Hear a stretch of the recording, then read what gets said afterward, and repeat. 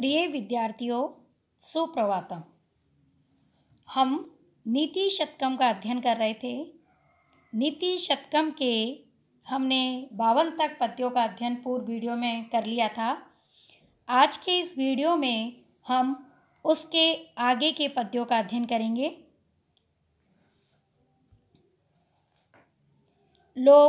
लोभश्चेत अगुणेन किम पिशूनता यदि अस्ति किम पातकैः। सत्यम चेत तपसा च किम शुचि मनो यदि अस्ति तीर्थेन किम सौजन्यम यदि किम गुणैः। सुमहिमा यदि अस्ति किम मंडनैः। सद्विद्या यदि किम धनैः। अपयशो यदि अस्ति किम मृत्युना। जैसा कि पूर्व वीडियो के अंतर्गत हमने अध्ययन किया कि दुर्जन जो जन होते हैं वह सदैव सज्जनों के कोई भी गुण हो उनमें किसी न किसी रूप में वह दोषारोपण किया करते हैं। यहाँ उसी प्रसंग में आगे कहते हैं कि संसार में ऐसे बहुत से दुर्गुण हैं। यदि यह दुर्गुण मनुष्य के पास है तो क्या अनर्थ हो सकता है, और यदि ये सद्गुण उसके पास है तो उससे उसका क्या कल्याण हो सकता है। उन गुण अवगुणों की चर्चा यहाँ इस पद्य के अंतर्गत भर्तृहरि जी के द्वारा की गई है। तो भर्तृहरि जी कहते हैं, चेत यदि लोभ है, मनुष्य की लालच की प्रकृति है, उसमें लोभ जैसा दुर्गुण है, तो अगुणेन किम, तो उसे अन्य गुणों से, अन्य अवगुणों से क्या, अर्थात लोभ बहुत ही बड़ा दुर्गुण होता है, बहुत बड़ा अवगुण होता है। और यदि लोभ जैसा अवगुण, दुर्गुण किसी के पास है तो उसे और कोई अवगुणों की आवश्यकता नहीं है, क्योंकि उसके विनाश के लिए लोभ जैसा दुर्गुण ही पर्याप्त है। तो इसीलिए कवि कहते हैं कि यदि लोभ है तो अन्य अवगुणों से क्या। पिशुनता यदि अस्ति किम पातकैः। और यदि पिशुनता, चुगलखोरी की प्रकृति है, तो किम पातकैः, तो पाप कर्म से क्या।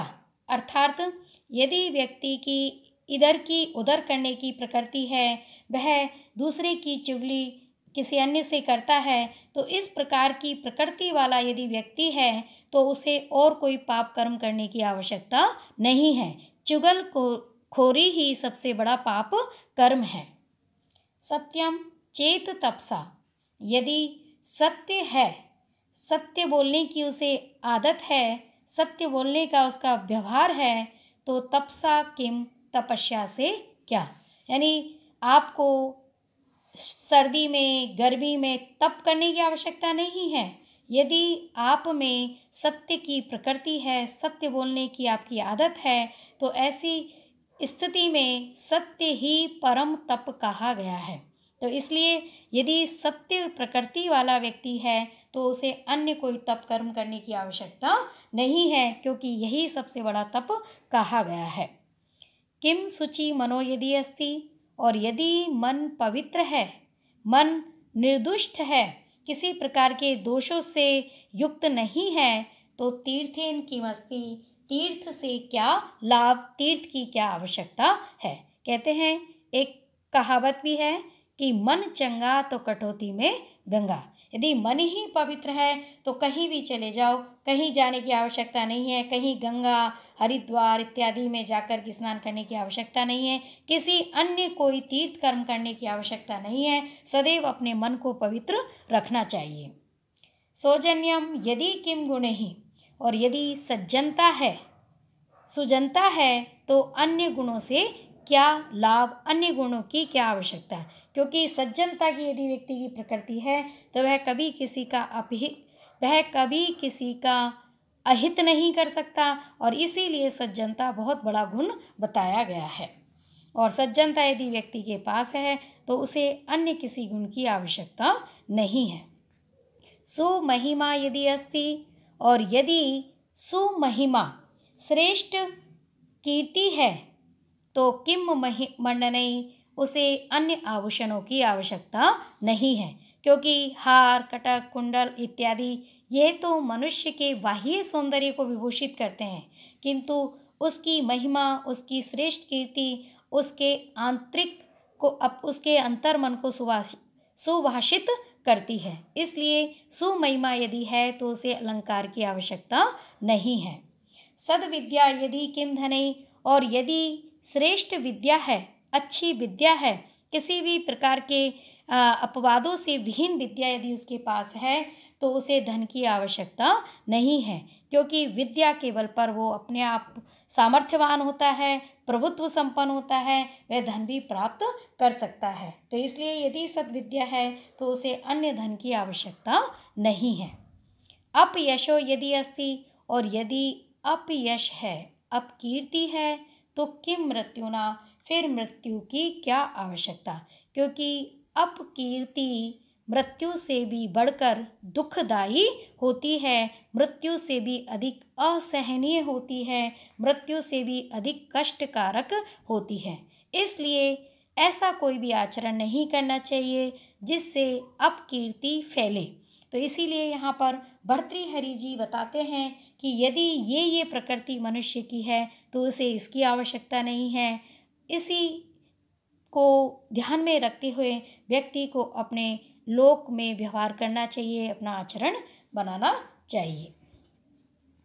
शशि दिवस दूसरो गलित यौवना कामिनी, सरो विगत वारिजम मुखम अनक्षरम स्वाकृते, प्रभुर्धन परायणा सतत दुर्गति सज्जनो, नृप आंगन गतः खलो मनसी सप्त सल्यानी में।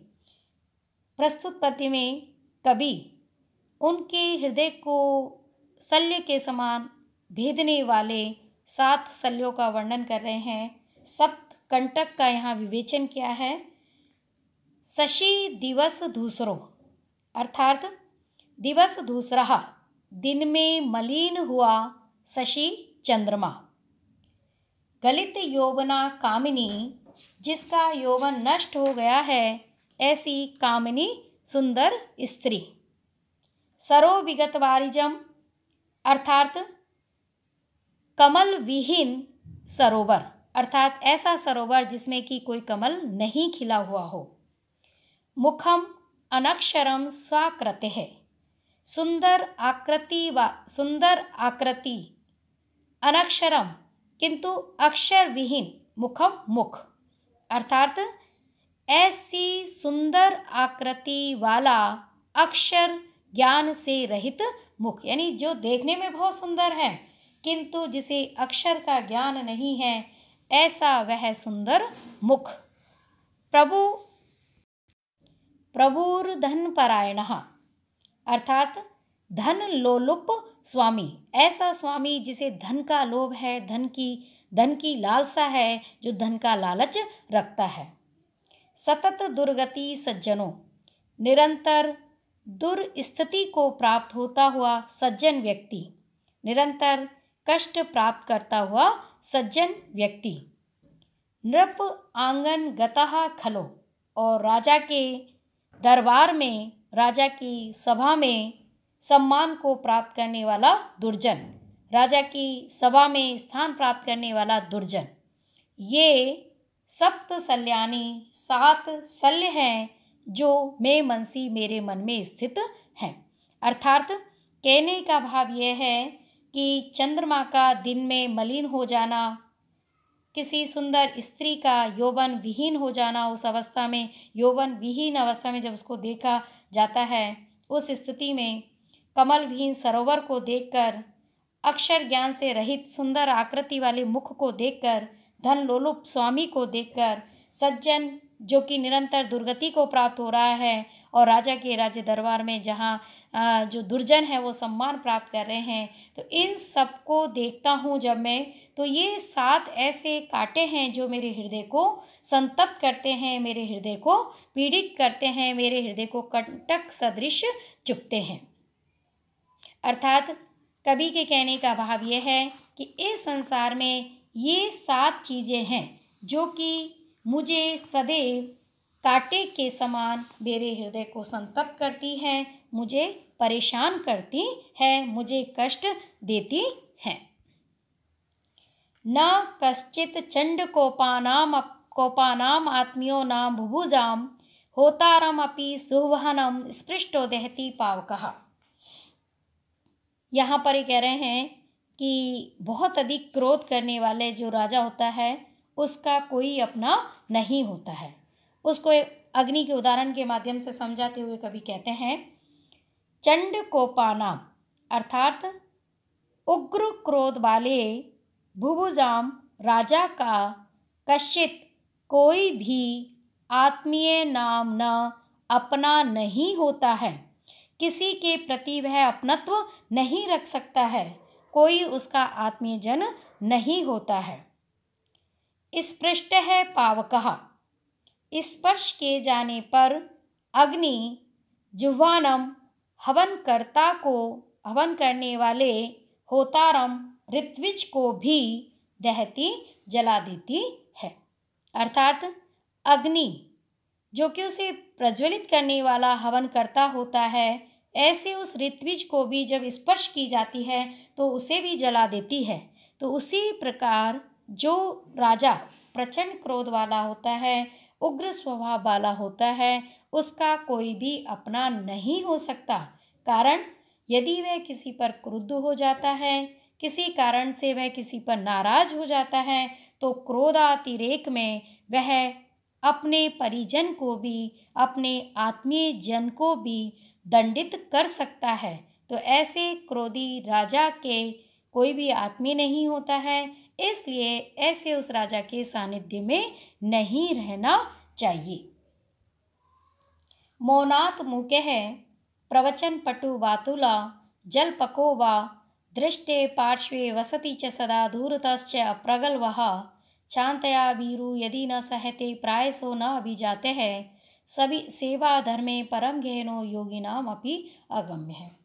इस पद्य में भर्तृहरि जी सेवक के कर्तव्य को योगियों के लिए भी अगम्य बताते हैं और बताते हैं कि सेवक का जो कार्य है वह कितने ही तन्मयता से उस कार्य को पूर्ण करे, किंतु उसमें किसी न किसी रूप में स्वामी के द्वारा दोषारोपण किया जाता है। तो इसलिए यह एक ऐसा कर्म है, यह एक ऐसा धर्म है जो अत्यंत दुष्कर होता है, जो ऋषि मुनि इत्यादि के लिए भी दुर्गम्य होता है, न समझे जाने योग्य होता है, अज्ञेय होता है।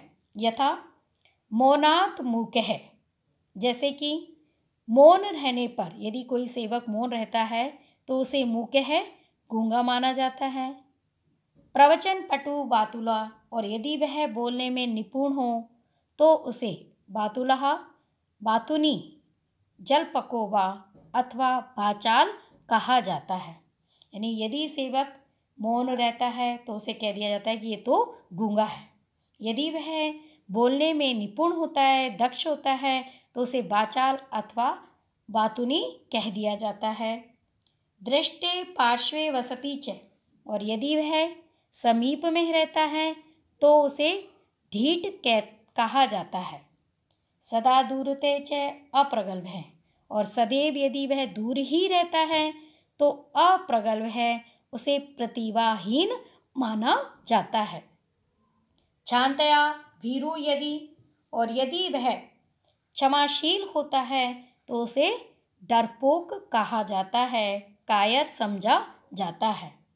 न सहते, और यदि वह सहन नहीं करता है तो प्रायशो न अभिजाते हैं, तो उसे अनेक प्रकार से न अभिजाते हैं अकुलीन कह दिया जाता है।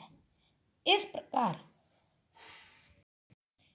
प्रकार सेवा धर्मः, सेवक का कर्तव्य, योगिनाम अपि अगम्य, योगी ऋषि मुनि आदि के लिए भी अज्ञेय, परम गहनो तथा अत्यंत गूढ़ व कठिन माना जाता है।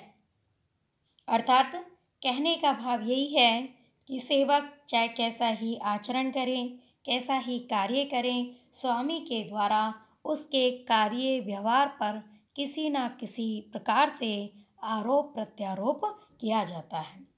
यदि वह अपनी सेवा धर्म से, अपने व्यवहार से, पूर्ण निष्ठा से किसी भी कार्य को करता है तो उसके प्रत्येक कार्य व्यवहार पर किसी न किसी प्रकार का आरोप लगाया जाता है। यदि वह मौन रहता है तो उसे गूंगा कह दिया जाता है। यदि वह बोलने में निपुण होता है तो उसे बाचाल या बातूनी कह दिया जाता है।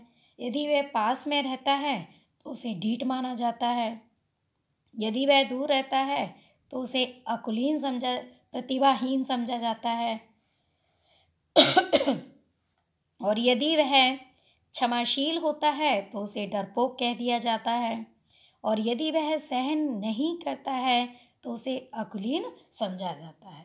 तो उसके प्रत्येक व्यवहार को किसी न किसी रूप में दोषारोपित किया जाता है। इसीलिए सेवक के कर्तव्य को ऋषियों के लिए भी अज्ञेय बताया गया है, अत्यंत गूढ़ बताया गया है। आज का वीडियो हम यहीं पर समाप्त करते हैं। धन्यवाद।